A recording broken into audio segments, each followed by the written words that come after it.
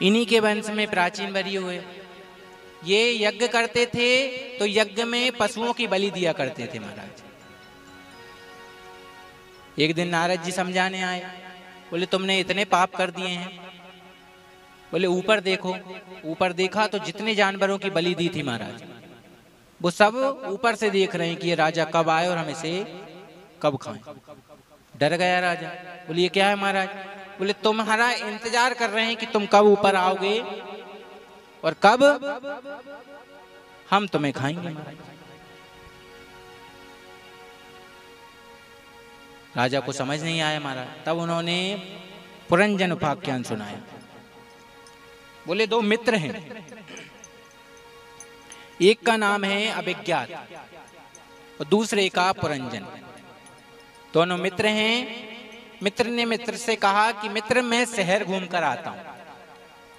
पुरंजन ने अभिज्ञात से कहा कि मैं शहर घूम के आता हूं। बोले जल्दी आ जाना, मुझे भूलना मत। बोले ठीक है। ये शहर घूमने आए महाराज। अब पुरंजन ने एक नगर देखा और घूमने लगा महाराज। उस नगर के 9 दरवाजे थे। एक सुंदर कन्या आई जिसके साथ 5 सैनिक थे। 5 सैनिक इस तरफ, 5 सैनिक इस तरफ। एक 5 फन वाला नाग सेनापति। उसके पास गए, परिचय पूछा, कौन हो तुम, कहां से आई हो? बोले माता पिता का पता नहीं। ये 10 सैनिक हैं, एक इनका सेनापति है, शादी अभी तक हुई नहीं है। दोनों में परस्पर प्रेम हो जाता है, विवाह कर लेते हैं। अब पुरंजन इतना आसक्त हो गया महाराज पुरंजनी में कि पुरंजनी कहे तो नाचे, पुरंजनी कहे तो भोजन करे, पुरंजनी जो कहे वो करे। एक दिन एक जरा देवी चंडवेग नाम के गंधर्व के पास गई रोते रोते। बोले क्यों रो रही हो? बोले मुझसे कोई विवाह नहीं करता।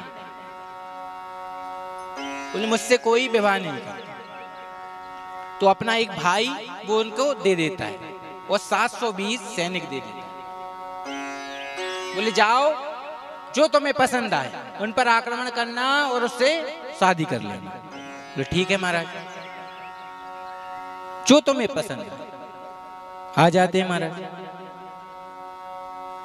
जरा देवी को ये पुरंजन पसंद आ जाता है, इस पर आक्रमण करती है, इसको पकड़कर जबरदस्ती शादी कर लेती है। कहती मेरी पत्नी का क्या होगा, मेरी पत्नी का क्या होगा। करते करते प्राण निकल जाता है। दूसरा जन्म होता है, स्त्री बनती। स्त्री बना तो बच्चे इत्यादि हुए। इसका पति मारा गया तो ये सती होने चली। जब सती होने चली तो पूर्व में जो मित्र था अभिज्ञात, वो आज इसके पास आया। अब मेरा मित्र भटक गया है। ये थी तो स्त्री, इसके पास आया कि कहो मित्र। बोले कौन? अरे तुम मुझे भूल गए? तुमने मुझे वचन दिया था मैं भूलूंगा नहीं, नगर घूम कर आता हूं। तब उसे याद आया।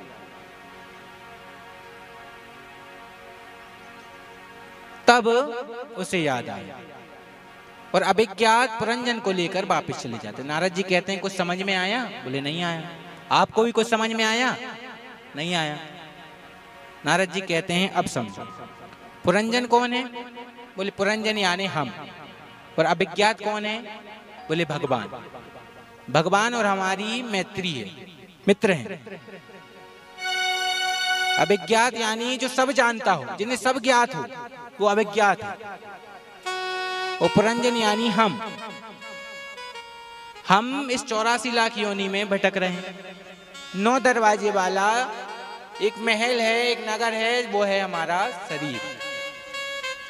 हम इसमें आए। एक कन्या है, वो है हमारी बुद्धि। मति बन गई श्रीमती। जो मति कहती है यहाँ चलना है तो चलना है। मति कहती है नृत्य करना है तो करना है। मति जैसा कहती है। 10 सैनिक हैं, 5 ज्ञान इंद्रियां, 5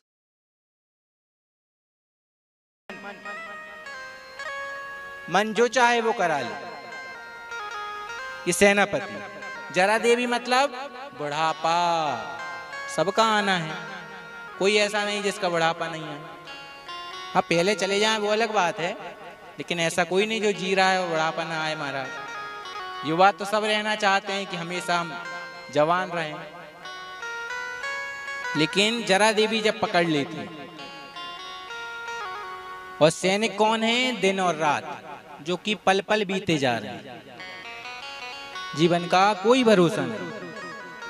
तब पुरंजन उपाख्यान सुना के नारद जी राजा के मोह को दूर करते हैं। राजा को समझ आ जाता है